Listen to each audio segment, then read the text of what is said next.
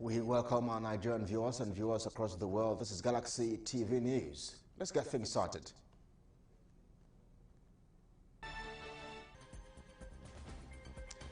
Nigeria records fresh outbreak of environmental polio, one which is different from the wild polio.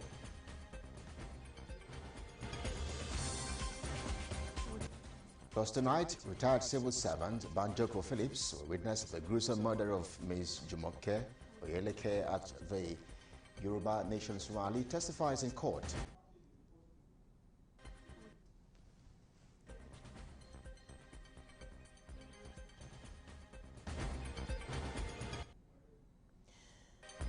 And outside Nigeria, Taliban claims victory over opposition forces in the last holdout province of Panjshir, completing their takeover of Afghanistan 3 weeks after capturing Kabul. We'll tell you details of these stories and more in just a moment.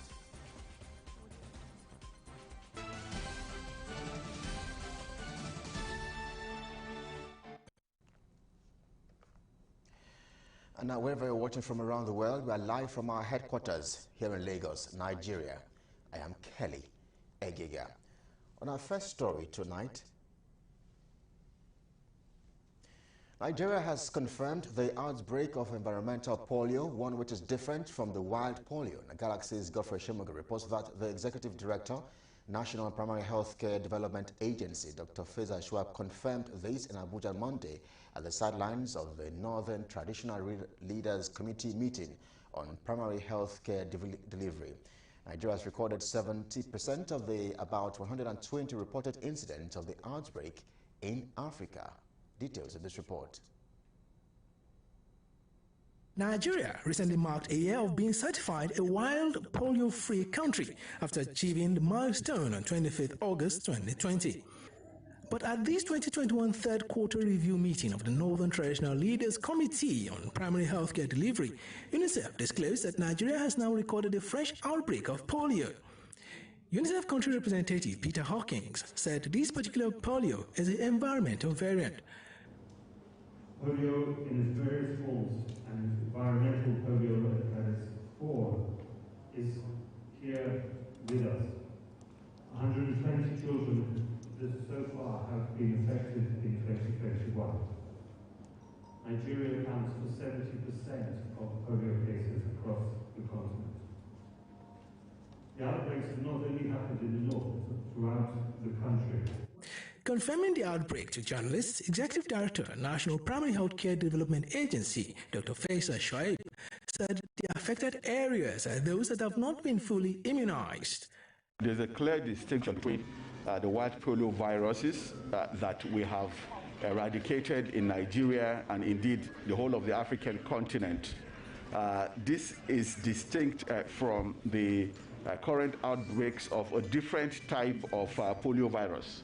So this is not a wild polio virus. So this is a virus that exists where there is low routine immunization. That is to say, where women are not taking their kids for routine immunization services. So they are not taking their kids to go and take their shots against polio, against measles, against yellow fever, like our parents used to do. On his part, the Emir of Argungu, Mohammed Samaila Mera, who represented Sultan of Sokoto, Mohammed Saad Abubakar III, as chair of the event, said his people are fast accepting the COVID-19 vaccines. I want to believe Nigerians are really going out themselves to request for it.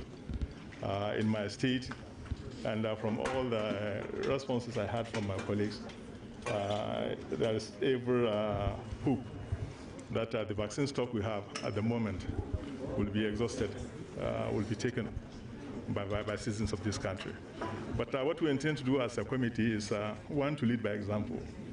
I've taken my 2 shots from the onset, and I believe every member of the committee has taken. And we've also advised and guided our councillors and members of eminent councils to also take. Godfrey Shemoga, Galaxy News, Abuja. And still tracking health stories. In response to the recent outbreak of cholera in the country, the federal government has advised Nigerians to imbibe good sanitation and hygiene practices in order to curb the spread of the disease. Permanent Secretary, Ministry of Environment, Abel Muyiwa, gave the advice at the flag-off of the National Environmental Sanitation Response to Cholera Outbreak in Abuja on Monday. Muyiwa, who represented the Minister of Environment, reiterated the ministry's commitment to ensuring a clean and healthy environment for all Nigerians. Earlier in his remarks, the Minister of FCT, Mohammed Bello, was represented by the Permanent Secretary of Health, Human Services, Mohammed Kau, urged FCT residents and critical stakeholders to publicize the message of proper sanitation with the practice of hygiene in their respective communities, while the chairman of Bari Area Council, John Gabaya, affirmed the council's commitments to forestall continuous spread of the disease in the communities. Meanwhile, citizens, members of this community, the esteemed members of Azango community, you are advised to imbibe good sanitation and hygiene practices and take preventive and control measures such as keeping the environment clean, ensuring the use of clean and safe water. It is therefore quite disheartening to us when an outbreak of the disease was recorded in the FCT in the first week of May 2021. This prompted the immediate activation of the Multi-Sectoral Emergency Operations Center with the appointment of an incident manager and 7 response pillars, while a cholera incident action plan was developed to guide the operations of the team. We have all gathered here today to take an urgent decisive step to hold one of the commonest deadly but yet preventable disease in our society, which is called cholera. It has been recorded that about 2.9 million cases and 95,000 deaths are recorded each year around the world. Our stakeholders urged state governments, commissioners of environment, local government councillors and environmental health officers across the country to step up their sanitation and hygiene programs to control and prevent further outbreak of cholera in the country.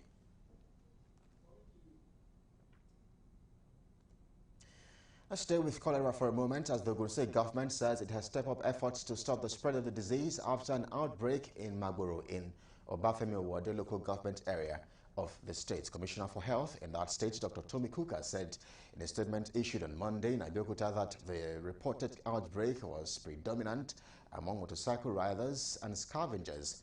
She referred that the index case was reported to have returned to the states from elsewhere, while the public toilet used was the channel of transmission. The commissioner explained that the causative agent had not been confirmed because appropriate samples could not be collected, as there was no active case. She added that a number of persons were receiving treatment and expressed concern that an unregistered clinic run by a quack had contributed to the spread by not reporting cases it had been managing.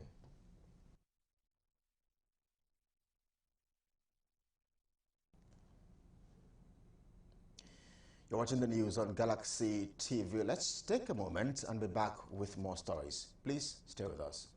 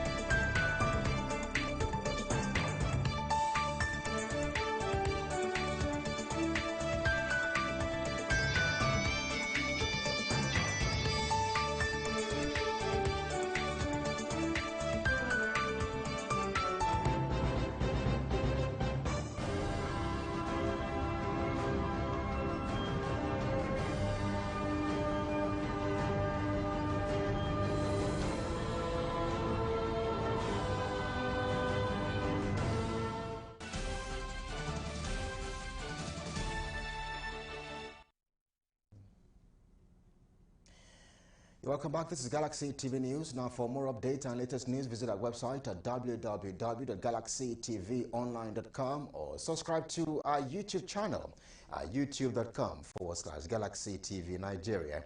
You can interact with us on our Facebook page at facebook.com/Galaxy TV. Don't forget to follow and tag us on our Instagram page at Official Galaxy TV. If you have breaking news around you, you can avail our eyewitness feature via WhatsApp. Simply share your story by sending short clips or videos of the news on 0818 666 669. Our social media platforms are user-friendly and can always accommodate your live update and comment. Now, still on the news, let's get some analysis on the establishment of farm settlements in 108 senatorial districts across Nigeria by the federal government. Professor Arigbede Moses joins us live on the news. Professor of Ruminant Nutrition from the Department of Pasture and Ranch Management, Federal University of Agriculture, Abeokuta. Thank you so much, Prof, for agreeing to speak with Galaxy TV News. I wonder what your views are about the decision of the federal government on the establishment of these farms in the senatorial district across the country. Thank you, Galaxy TV. And I'm very grateful that you fished me out and I was invited to this program. I hope I'm audible enough. Can I continue? Yes, go ahead, Prof. Hello. Okay. Please, I think what the federal government is agitating for are farm estates, not farm settlement. What I read in the newspaper today is that Buhari approves farm estates in 109 senatorial districts. And there is a little difference between farm estates and farm settlements. When you have farm estates, you have settlers, farm settlers that are there, living there, having their livelihood there, having their stock there. But when you have farm settlement, you have farm settlers that are apportioned various sizes of farm estates. They may or may not live there. They may be coming on daily basis. They may be coming as at when they like. And that is a semblance of what we have in the late 60s and early 70s, particularly in the southwestern Nigeria, when we have the farm settlements, in particular in Oyo, in Osun, and Ogun states. They are very, very effective in these states by that time, in various zones. And that's what we have. If that is what the federal government is agitating for now, we don't need any approval. All we need is to rejig or to reenact or to revive the dead farm settlements. Most of these farm settlements are dead because the states does not have enough resources to fund them. And most of the farm settlers are either dead or are tired due to lack of encouragement, no farm inputs, no support from government. Some of them are vacated the farm estates or farm settlements to cities. If we want to do this with sincerity of purpose, all we need, sir, is to carry the state governors along. The state governors are the presiding officers. These farm settlements are under them. Distributing these farm estates into senatorial zones, we make it cumbersome. Let the federal government be clear about what their real intention is. Yes, because, sir, the reason why I said this is that we have come along. The federal government will start with the theory of Ruga. And when some of us came out that time to criticize Ruga, just a moment, Prof. I hate to break your flow of thought. Yes, sir. But whether farm settlement or farm estate, to some Nigerians, the move is just another agenda of the government to reclaim grazing route. I wonder if you share these views and opinion. Yes, sir. I share the view. I share the view in that the federal government, they are not coming out clear. what their real intention is. If it is to replace open grazing with another productive and beneficial alternative, sir, I think ranching that we have been advocating for is the solution, is the way forward. The farm settlement of farm estate, the initial conception of this law will not allow the others to live and settle in communities that are not originally their own. The landowners, the origins, the indigenes of these communities must be carried along. Sir, the unfortunate thing is that most of the professionals are not carried along in this very simple theory. We know the agitation of the federal government. All right. They want settlements for the herders, particularly the Fulani herders, to settle down, have a sense of belonging, and rear their animals in free and safe environment. This is welcome. In Southwest and South-South, this is our vision, and this is our way of life. We hold life very precious here. Sir, if they want to come, let the federal government come and establish ranches. Let them talk to the state governors and give them land for ranches. Let there be farm settlers among the Fulanis with their animals. Along, they can even purchase the land outrightly, no problem. They can lease the land. They'll be there under the law of each community where they are. They cannot rape. They cannot kill. They cannot kill the indigenous. They will sign memorandum of understanding for peaceful coexistence. When this thing is there, they are free to rear the animal. We are one nation. When we still believe in one Nigeria, all these things should be made possible. All right, Prof. Can I continue?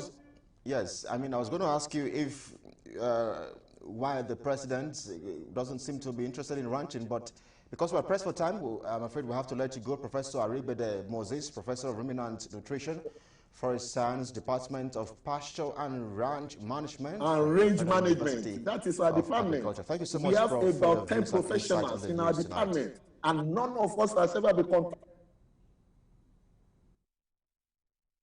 passed on these alternatives, advising the federal government on what to do, the step forward, the way forward. Our news edition. Thank you so much. You're watching the news on Galaxy TV. Away from agriculture, let's shift our focus now to court matters, as the magistrate court in Ogba area of Lagos has called out a retired civil servant, Banjoko Phillips, who witnessed the gruesome murder of Ms. Jumoke Oyeleke at Yoruba Nation's rally that took place at the Freedom Park, Ojota, on the 3rd of July 2021.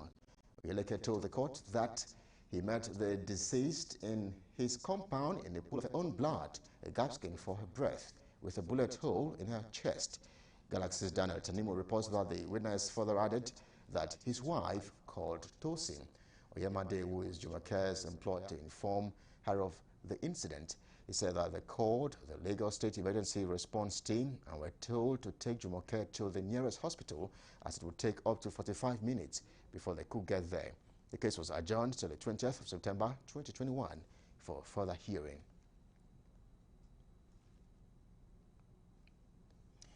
Still tracking court stories following the remand of Chidima Ojukwu in prison custody for 30 days over the alleged murder of the Chief Executive Officer of Super TV, Osifo Atega, while waiting for legal advice. The Directorate of Public Prosecution, DPP, says the case is a DPP's case and should be moved to the High Court. The case was adjourned to 29th September for approval of moving the case to High Court. The lawyers, however, refused to speak to pressmen concerning the case, and they were instructed by the judge not to give any statement to the media. I recall that the Lagos State Director of the Public Prosecutions, Olayinka Adeyemi, had recommended Chidima and 4 others for trial over the murder of Atega. In the legal advice issued on 20th of August 2021, the DPP cleared 11 other suspects and asked that they should be released. And to security stories now, known gunmen have kidnapped the father of Ogbai local government area chairman in Bayelsa State, Chief Balipre Tona, at Symphony Road in the capital city of Yenagoa. The gunmen, according to a statement made available to Galaxy News by the police spokesman, also killed a police sergeant and an operative of the Nigerian Security and Civil Defense Corps, where the engaged officers of the state security outfit, Operation Dwakbo, as they made away with their victim. The Bayelsa police image maker said the commissioner of police has ordered for a manhunt to rescue the kidnapped victim, who was whisked away through a speedboat. And now to other stories. The Vice Chairman, Senate Committee on Customs and Excise, Senator Francis Fadonsi, has called on for the resignation of Colonel Ahmed Ali, retired, the Comptroller General of the Nigeria Customs Service. The lawmaker who made the call while fielding questions from journalists in Abuja said the tenor of the CG has allegedly given poor room for a corrupt and crisis-ridden customs service in the country. He also called for a forensic audit to be conducted in the administration of the customs boards in order to set the record straight. Today, if you see the carnages that are going on, the revenue leakages that are going on, you will pity Nigeria under this Ali. Unfortunately, there is little Ali knows, but because he doesn't have the in-depth knowledge of what he should do in customs, he has to engage a retired brigadier general who is supposed to be in Sambisa Forest to be helping Nigeria. Is there as a custom officer, a blind man leading a blind society. You're watching the news on Galaxy TV. Let's switch gears for a moment and join our international desk for more reports. Please stay with us.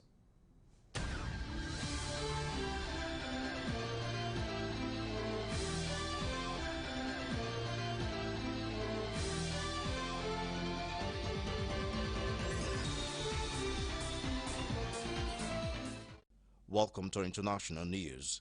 The Taliban has claimed victory over opposition forces in the last holdout province of Panjshir, completing their takeover of Afghanistan 3 weeks after capturing Kabul. Quote, "With this victory, our country is completely taken out of the quagmire of war," Chief Spokesman Zabihullah Mujahid said on Monday. The Anti-Taliban National Resistance Front (NRF) pledged to carry out fighting in Panjshir Valley, saying it is present in strategic positions and that the struggle against the Taliban will continue. The whereabouts of resistance leader Ahmed Massoud and Amrullah Saleh, the former vice president who had joined the resistance after the fall of Kabul, were not immediately known. Meanwhile, U.S. Secretary of State Antony Blinken has flown to Qatar to discuss the chaotic aftermath of the U.S. withdrawal from Afghanistan. The Taliban said their officials held discussions on the situation in Afghanistan with Turkish ambassador to the country. Suhail Shashim, a Taliban spokesman, said on Twitter that Karidim Mohammad Hanif, head of Taliban's political office department for Turkey and Russia, met with Turkish ambassador Sehad Ergenay in Kabul. The leader of the resistance movement in Afghanistan's Panjshir Valley called for a national uprising against the Taliban. In an audio message sent to media, National Resistance Front commander Ahmad Massoud said, quote, "Wherever you are, inside or outside, I call on you to begin a national uprising for the dignity, freedom, and prosperity of our country." The Taliban has taken complete control of Panjshir province, the last area in Afghanistan held by resistant forces, the group spokesman said, as it cemented its control of the country 3 weeks after taking over Kabul. Meanwhile, the National Resistance Front (NRF) spokesman said the Taliban's claim of victory was false and opposition forces continued to fight.